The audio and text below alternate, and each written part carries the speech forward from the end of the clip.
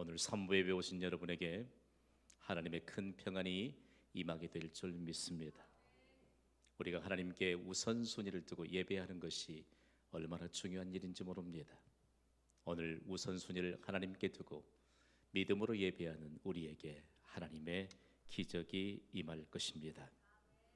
먼저 우리는 하나님의 말씀의 문을 이런 도전적인 질문을 통해서 열기를 원합니다. 우리의 우선적인 관심은 무엇입니까? 인류 역사를 주관하시는 하나님의 우선적인 관심은 무엇일까요? 천하보다 귀한 한 영혼에 대한 구원이 하나님이 가지신 우선적인 관심입니다. 그래서 하나님은 천하보다 귀한 한 영혼을 구원하시기 위해 교회를 세우십니다. 구원받은 한 사람이 풍성한 은혜를 누리도록 교회를 세우십니다. 그러므로 하나님이 세우신 교회의 우선적인 관심은 천하보다 귀한 한 영혼 구원에 두어야 합니다. 교회를 섬기는 성도들도 천하보다 귀한 한 영혼의 구원에 초점을 맞추고 관심을 갖는다면 반드시 약속하신 하나님의 복이 임하게 될 줄 믿습니다. 하나님이 세우신 경신교회 안에는 감동적인 구원의 역사가 있습니다. 아니요, 그것은 하나님이 베푸신 기적적인 구원의 역사입니다. 우리 한 가정 한 가정을 다 돌아보면 한 가정에 일어나는 가족의 구원, 그리고 우리가 더불어 사는 이웃들을 통해서 일어나는 구원은 하나님의 기적적인 역사입니다. 그런데 먼저 믿음을 가진 우리를 통해서 이루어진다는 말씀입니다. 여러 기적적인 구원의 역사를 담고 있는 가정들이 있지만 오늘은 한 가정을 소개하려고 합니다. 이 가정의 가장은 구원받지 못했습니다. 아내와 두 아들들이 교회를 가면 주일이면 어김없이 교회 앞까지 태워다 줍니다. 그리고 가족들은 예배를 드리기 위해 예배당으로 들어가면 본인은 혼자 차 안에서 예배가 끝나도록 기다립니다. 어떤 때엔 집이 가까운 곳에 있기 때문에 집에 가서 잠시 쉬다가 예배를 마칠 쯤 되면 다시 와서 가족들을 태우고 갑니다. 어때요, 여러분? 이 가장이야말로 가족들을 너무 사랑하는 사람이 아닐까요? 계속적으로 무려 4년이 넘도록 그의 주일마다 되풀이되는 일상이었습니다. 이 사람은 계속 그렇게 갈지 모르겠다. 아마 인간적인 면에서 볼 때 그렇게 생각할 수도 있었을 뿐입니다. 그런데 지난 6월 4일 주일에 이분이 가족과 함께 예배당 안으로 들어오셨습니다. 그리고 예배를 드리고 등록했습니다. 그리고 신방을 통해서 구원의 확신을 갖게 되었습니다. 그리고 이제는 어엿한 예배자가 되었고 믿음의 가장이 되었습니다. 하나님이 베푸신 기적적인 구원의 역사입니다. 과연 이분은 누구일까? 우리 하수정 집사님의 남편 되시는 정영철 성도님이십니다. 그분이 예배 시간에는 홀로 지내다가 그 다음에 믿음의 사람들과 함께 교제하지 못했던 지난 과거와는 달리 지금도 예배 자리에 앉아 있는 모습을 보면 너무 감사하고 너무 가슴 속에서 이끌어 올라오는 이 확신을 우리 모두에게 주거든요. 또 어쩌다가 신방을 가면 이분이 이전에는 부인만 교회에 출석했기 때문에 자매 목장에 속해 있었잖아요. 그런데 가정의 복음화가 이루어지고 난 다음부터는 어여시 부부 목장에 편성되었습니다. 신방 가면 그분이 와서 앉아 있어요. 같이 예배드리고 그리고 믿음의 가족들과 함께 구원받은 자의 삶이 얼마나 행복한가를 삶으로 증거하고 있습니다. 그런데 이 구원의 역사가 그저 된 것일까요? 그의 아내인 하수정 집사님께서는 목요일 오전 10시에 이곳에서 있는 어머니 기도에 참석하면서 가족들의 구원을 위한 기도의 영역을 넓혀가기 시작했습니다. 그리고 소그룹인 목장교회에서도 모범적으로 헌신하면서 함께 교제하고 기도하기를 쉬지 않았습니다. 대단히 중요한 것은 계속적으로 반복되는 일상 가운데도 해마다 남편의 구원을 위해 잠재적 신자로 작정했다는 사실입니다. 교회는 우리가 잠재적 신자로 작정하면 이 카드 한 장이 교회의 역사로 남습니다. 아니요, 더 세밀하게 말하면 하나님의 구원의 역사에 남게 되는 것이죠. 그러면서 기도하기를 쉬지 않았더니 하나님이 감동을 주셔서 경신교회 사역의 방침인 1인 1사역의 방침을 따라서 주일학교 교사로 모범적으로 헌신하고 있습니다. 중요한 것은요, 믿음이 있는 한 사람을 통해서 하나님은 기적을 베푸시고 기적적인 구원의 역사를 통해서 하나님은 못 이루실 일이 없는 분이심을 증거하게 하십니다. 그런데 이 가정에 구원의 역사가 계속됩니다. 남편이 등록하고 난 뒤에 2주 후인 6월 18일 주일에는 하수정 집사님의 친정 어머님께서 등록하셨습니다. 그리고 전도 폭발팀들을 통해서 구원의 확신을 갖게 되었습니다. 이건 놀라운 일입니다. 여러분, 우리가 믿지 않는 가족들을, 믿지 않는 이웃들을 우리가 잠재적 신자로 작정하고 기도하기 시작하면 반드시 구원의 열매를 맺게 될 줄 믿습니다. 그러면서 우리 교회에 다시 또 한 번의 새로운 교회 역사를 쓰게 합니다. 여러분, 경신교회와 함께 더불어서 인류 역사에 드러나게 된 잠재적 신자에 대해서 여러분 아시지요? 그동안 한국 교회도 지구촌에 세워진 모든 교회도 우리가 누군가 믿지 않는 사람을 구원으로 목적으로 작정하는 것에 대해서 잠재적 신자라고 하는 표현을 쓴 적이 없습니다. 저는 성경을 연구하고 교회사를 연구하면서 보수주의적인 신학자인 F.F. 브룩스의 영향을 받았습니다. 우리가 누군가를 구원을 목적으로 관심을 갖는다면 그는 반드시 지금은 잠재되어 있지만 우리와 같이 신자로 드러나게 되는 구원의 열매를 맺게 된다는 것입니다. 제가 여러분과 함께 잠재적 신자 하면 우리는 벌써 익히 익숙해져 있는 이해를 갖고 있습니다. 잠재적 신자는 구원을 목적으로 전도자가 마음에 잉태한 불신자를 말합니다. 더 나아가서는 낙심하여 신앙생활을 쉬고 있는 자를 말합니다. 중요한 것은요, 한 영혼의 구원을 통해서 하나님이 전능자이심을 세상에 나타내기를 원하십니다. 한 영혼의 구원을 통해서 하나님은 못 이루실 일이 없다는 사실들을 우리에게 가르쳐주면서 우리의 현실의 모든 과제를 하나님이 해결해 주신다는 사실들을 증거하게 하십니다. 한 영혼의 구원에 관심을 갖는 주의 백성들이 되기를 주님의 이름으로 축복합니다. 사실 되돌아보면 우리가 구원받기 전에 누군가에 의해서 마음에 품게 되고 작정되었던 잠재적 신자들이 아니었습니까?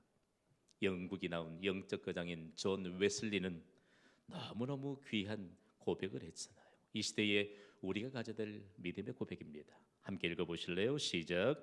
천국에 혼자 가는 사람은 없다. 여러분, 우리에게 여러 문제들이 많습니다. 그러나 현실의 문제에 감사하면 하나님이 그 믿음을 보시고 해결해 주실 줄 믿습니다. 그 중요한 것은 내게 구원의 기적을 베풀어 주셨으니 내게 산재해 있는 현실의 문제도 구원의 기적을 베푸신 하나님께서 베풀어 주실 것을 믿습니다. 이 믿음으로 우리의 가족들과 함께 천국에 가야지요. 우리의 부모님과 함께 천국에 가야지요. 우리의 자녀들과 함께 천국에 가야 되고요. 우리의 가장 친한 친구들과 함께 천국에 가야 되고요. 우리와 더불어 사는 이웃들과 함께 천국에 가야 합니다. 그것이 하나님의 뜻입니다. 오늘 이 예배를 통해 하나님이 우리가 가진 모든 현실의 문제 최상의 은혜를 베푸시면서 해결해 주신 줄 믿으시기 바랍니다.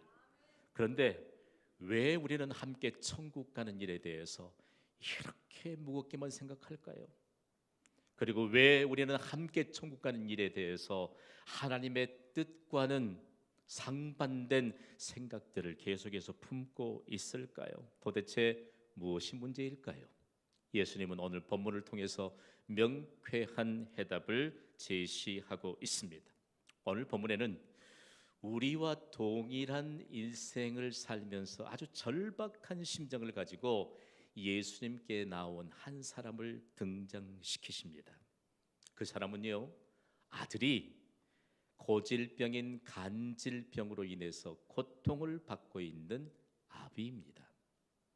여러분, 간질이라고 하는 병이 성경에 등장하고 있지만 이 병이 얼마나 고질병이었는지 당대의 의학으로는, 또한 의술로는 고칠 수가 없습니다. 오직 악한 영들을 지배하시고 다스리시는 예수님께만 해결책이 있었습니다.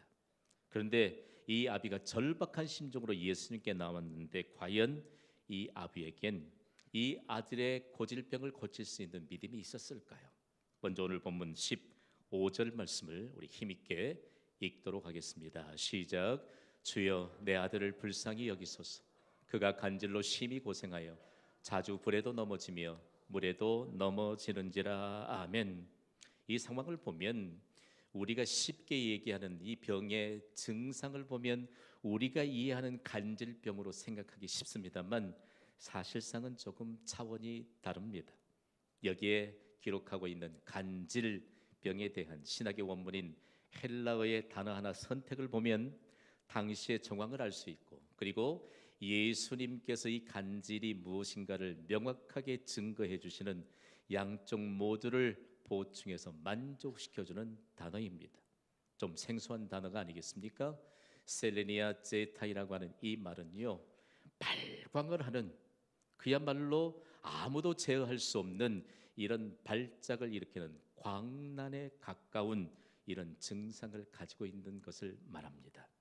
당시에 사람으로 고칠 수 없기 때문에 민간 신앙에서는 어떻게 해석을 내렸느냐? 달빛의 영향을 받아서 주기성을 보이는 광란병 정도로만 해석했습니다. 그러니까 사람에게는 해결책이 없다는 것입니다.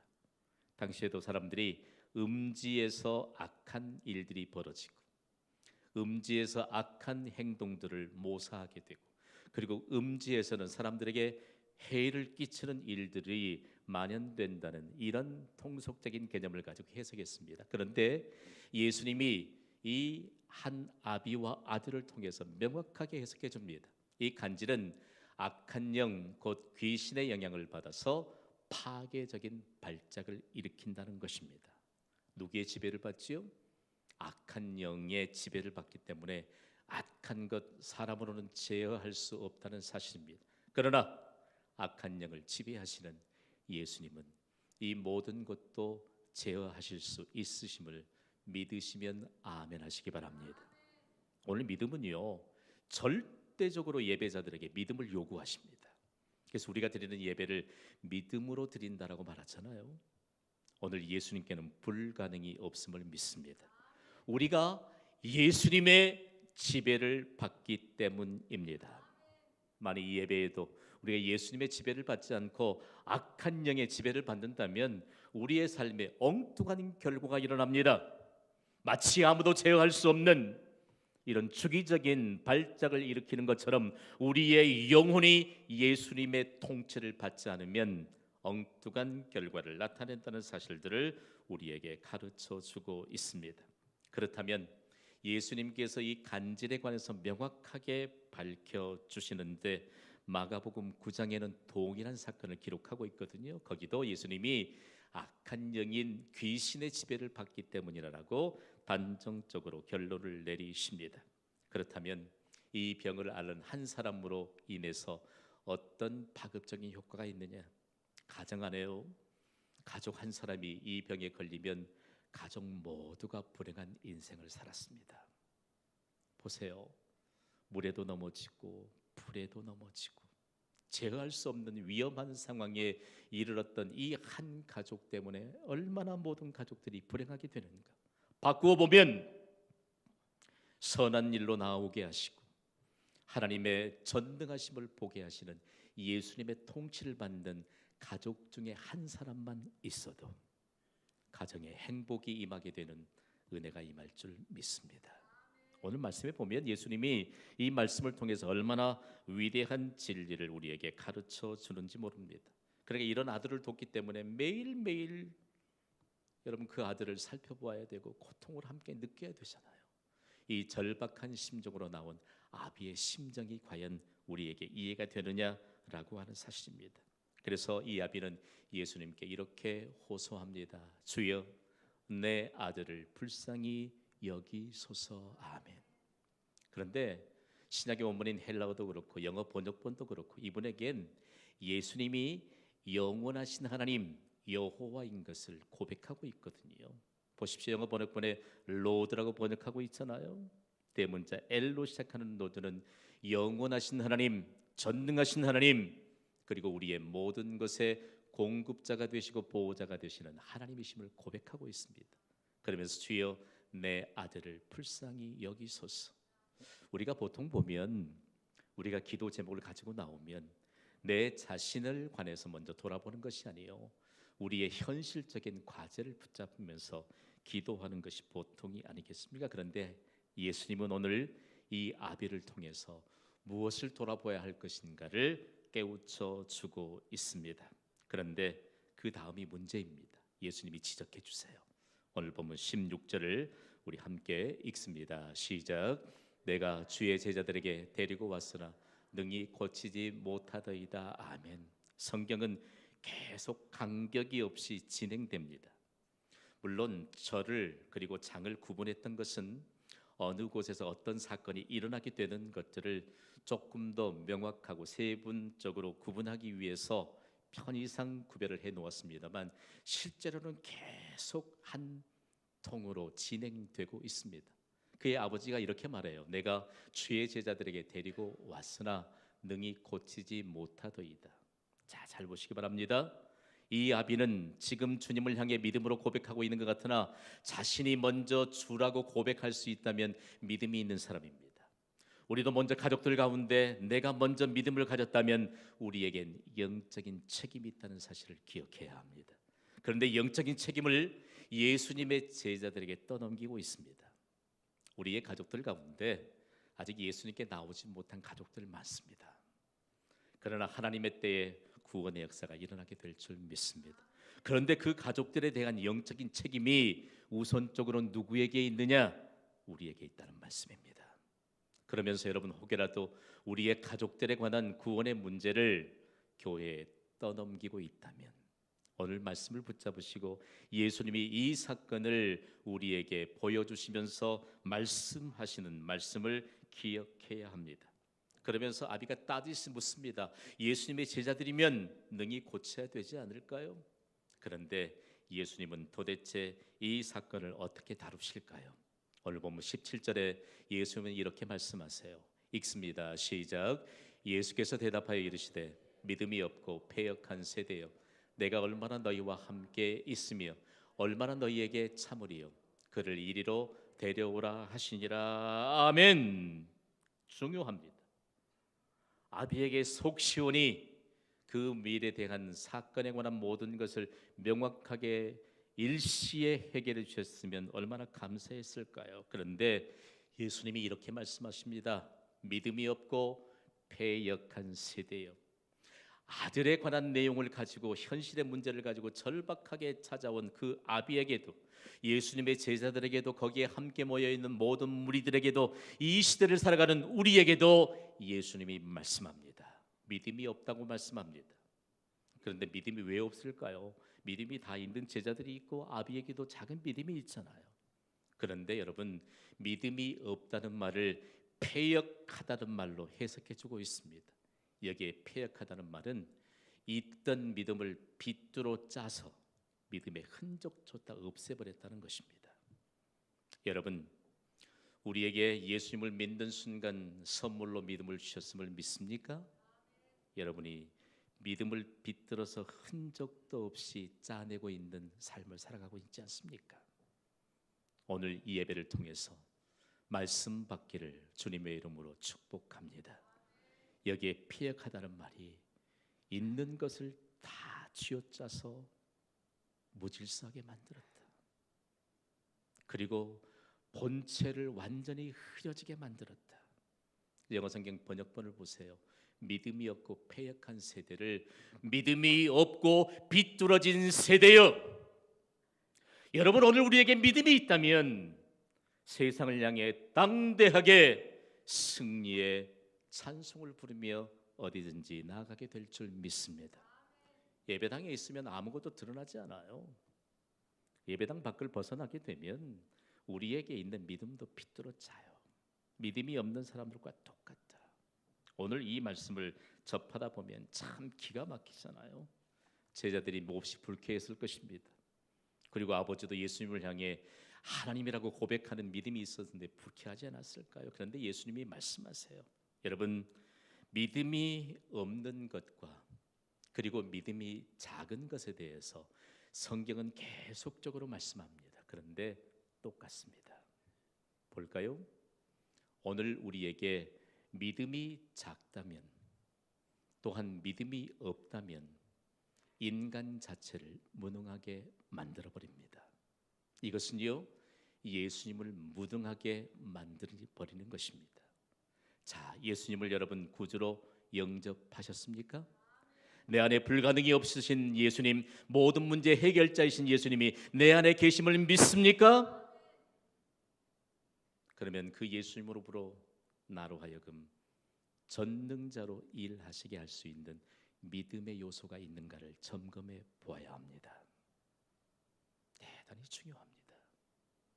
오늘 이 말씀과 함께 예수님께서 동일한 사건을 기록하고 있는 마가복음 9장엔 아주 명확하게 지적하고 있습니다. 이 아버지가 예수님을 찾아왔는데 예수님께서 좀 하실 수 있으면 아이를 고쳐달라 이렇게 부탁했거든요. 이 아비의 부탁에 예수님은 마가복음 9장 23절에 이렇게 말씀하셨습니다. 함께 읽어볼까요? 시작. 예수께서 이르시되 할 수 있거든이 무슨 말이냐? 믿는 자에게는 능히 하지 못할 일이 없느니라 하시니. 아멘. 매우 단호하게 말씀합니다. 믿음이라고 하는 것이 전능자이신 하나님을 일하게 할 수 있는 근거가 되기 때문입니다. 그러면서 예수님의 이 질문은 실제적으로 내가 만일 믿을 수 있느냐? 내가 나를 주라고 고백을 하고 있지만 나를 믿을 수 있느냐? 오늘 우리가 부활하신 예수님께 예배를 드리고 있는 주일입니다. 예수님께 불가능이 없음을 믿습니까? 우리의 예배의 근거잖아요. 예배의 근거잖아요. 삶의 근거입니다. 그런데 무엇이 문제일까요? 아들의 문제만을 가지고 나와서 아들을 불쌍히 여겨달라고 그 아비가 말하더니 영적인 책임을 제자들에게 떠넘깁니다. 그때 예수님이 마가복음 9장 24절을 통해서 이렇게 놀라운 결과들을 보여주십니다. 함께 읽어봅니다. 시작. 곧 그 아이의 아버지가 소리를 질러 이르되 내가 믿나이다. 나의 믿음 없는 것을 도와주소서 하더라. 아멘. 오늘 이 예배를 통해서도 잠시도 머무르지 않고 우리가 주님을 향해 큰 소리로 믿음의 고백을 할 수 있기를 주님의 이름으로 축복합니다. 말씀엔 간격이 전혀 없습니다. 도대체 내가 나를 믿느냐? 라고 지적하시는 예수님 앞에 오늘 우리에게 현실에 산적해 있는 많은 문제가 있음에도 불구하고 불편한 심정으로 나온 우리에게 묻습니다. 너희가 안고 있는 모든 문제보다 더 크신 분이 예수님이심을 믿느냐? 믿느냐? 우리가 무엇 때문에 예배드립니까? 우리가 무엇 때문에 이 예배에 생명을 걸고 하나님 앞에 우선순위를 둡니까? 만약에 오늘 이 아비가 즉각적으로 반응하면서 깨우치는 믿음의 고백이 없다면 우리는 진지하게 돌아보아야 합니다. 여러분, 아이의 병을 고쳐달라고 그렇게 호소하던 분이 예수님 앞에 깨닫습니다. 예수님, 내가 믿습니다. 오늘 이 시대에 우리에게 해결될 문제가 너무 많지만 실제적으로 해결되어야 할 것은 우리가 가진 믿음의 결핍이 해결되어야 한다. 그러면서 그의 고백을 보세요. 함께 선포합시다. 내가 믿나이다. 할 수 있거든요. 무슨 말이냐? 내가 도대체 나를 믿느냐라고 하는 예수님의 질문에 잠시도 머무르지 않고 내가 믿나이다. 다음으로 이어지는 그의 고백을 보십시오. 나의 믿음 없는 것을 도와주소서. 아버지가 아들에 관한 절박한 현실을 가지고 나와서 부탁하더니 이제는 올바른 우선순위를 다시 회복하게 됩니다. 예수님, 나의 믿음 없는 것을 도와주소서. 그런데 영어 성경 NIV 버전은 이렇게 번역하고 있습니다. 예수님, 나의 불신앙을 극복하도록 도와주십시오. 여러분, 우리가 가진 믿음요, 저는 늘 예배를 인도하면서 말씀을 선포하는 목사입니다. 여러분들이 말씀을 받기만 하면 기적적인 역사가 임하게 될 줄 믿습니다. 그런데 우리의 상식선이 깨뜨려지지 않습니다. 교회? 여기 가도 교회도 저기 가도 교회가 넘쳐나는데 내 마음에 맞는 교회를 찾아가 보십시오. 하나님의 음성 듣지 못합니다. 오늘 이곳에서 나의 믿음 없는 것을 도와주소서, 내가 믿음을 갖고 있지만 불신앙을 극복하도록 도와주십시오. 아마 영어권에 있는 그리스도인들이 이 말씀을 받으면 가슴이 두근거릴 것이에요. Help me overcome my unbelief. 문제가 어디에 있느냐? 내가 믿음이 있다고 하나님 앞에 예배드리고 있고 하나님 앞에 경건의 생활을 살고 있지만 실제적으로 불신앙의 요소를 그대로 안고 있다는 말씀입니다. 저는 오늘 예배를 통해서 말씀 받은 자들에게 기적이 임하게 될 줄 믿습니다. 중요합니다. 이 아버지의 믿음의 결핍, 불신앙이 극복되는 그 순간을 예수님은 놓치지 않습니다. 그리고 확인하셨습니다. 그러더니 이 아비가 안고 있는 현실의 문제인 그 아들을 데려오라고 말씀합니다. 자, 보십시오. 그를 이리로 데려오라고 말씀합니다. 이 아이는 품 안에 있는 아이가 아닙니다. 그저 아버지가 손잡고 어디든지 가자고 하면 그냥 따라가는 그런 아이가 아닙니다. 이 아이는 소년입니다. 소년이라고 번역했지만 한참 청년입니다.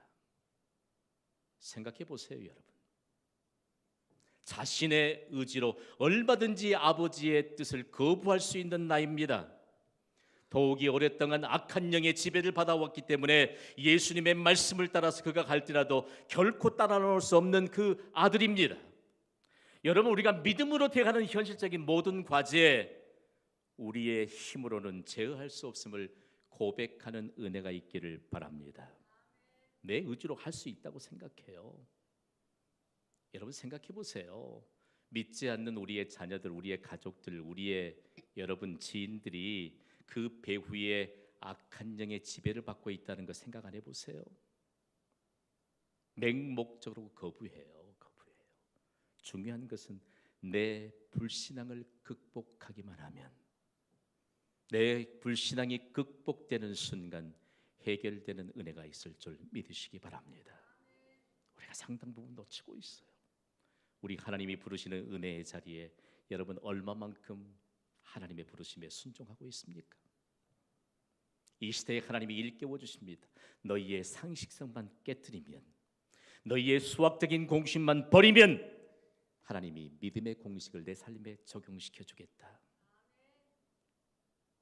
30배, 60배, 100배의 믿음의 공식을 예수님은 우리에게 가르쳐 주셨습니다. 수학 공식 그만 좀 하세요. 그만 좀 하세요. 하나님께 드리는 시간 다 계산해 보더니 여러분 너무 가슴이 아프더래요. 일주일이 다 가도 하나님께 드리는 시간이 고작 이것뿐인데 무엇으로 내 믿음을 하나님 앞에 보일 수 있을까? 우리 교회 안에 그런 분들 털어 있어요. 왜 목사는 저렇게 하나님 앞에 믿음에 관해서 강조할까? 근본적인 이유가 있더라는 것입니다. 우리 교회 힘이에요. 여러분, 여러분의 생각에 못할 뿐이지 예수님께는 불가능이 없습니다. 그러면서 그 현장에서 즉시로 아들을 데려옵니다. 기적 아니겠어요? 그랬더니 예수님이 그 아들을 꾸짖습니다. 그랬더니 더러운 귀신이 떠나갔습니다. 즉시로 그 아들이 나았습니다.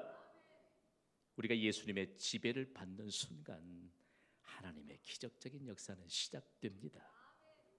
나뿐만이 아니고 우리의 가족들에게도, 우리의 주변에게도. 우리에겐 기대감이 있잖아요. 이런 강력한 하나님의 역사심이 있는 경신교회를 통해서 광주광역시를 변화시키는 구원의 열매가 맺힐 줄 믿습니다. 한국교회의 새로운 역사를 세워가고, 그리고 지구촌의 모든 교회를 대표할 수 있는 모범이 이곳으로부터, 말씀받은 우리로부터, 불신앙을 극복한 우리로부터 펼쳐지게 될 줄 믿습니다. 그런데 이런 상황 가운데서도 제자들이 아직도 정신을 못 차립니다. 그러면서 예수님께 물어요.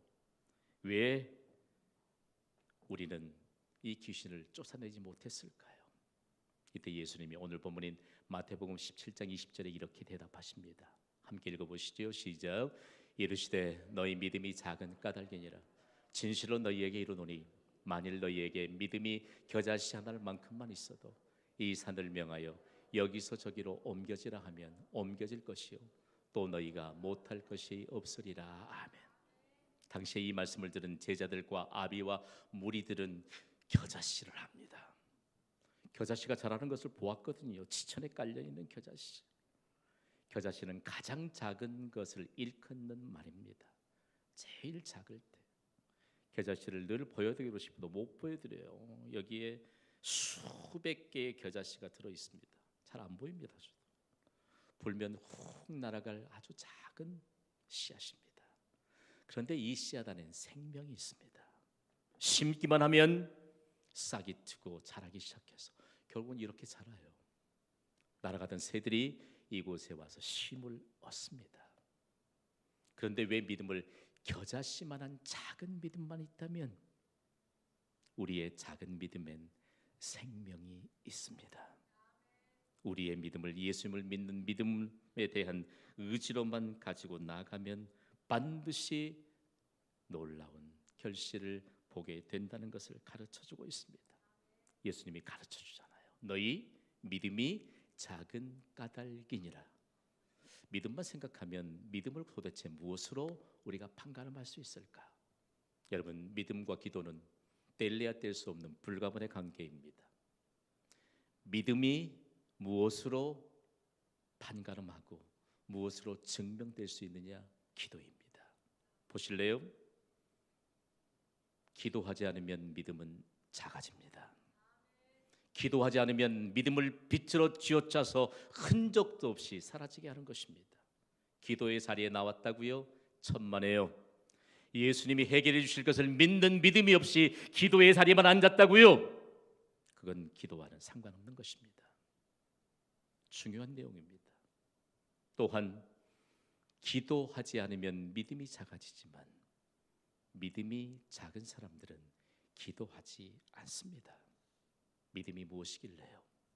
믿음은 질과 양으로 판단할 수 없습니다. 믿음은 예수님을 의지하는 것이기 때문입니다. 그것을 예수님이 믿음으로 여기십니다.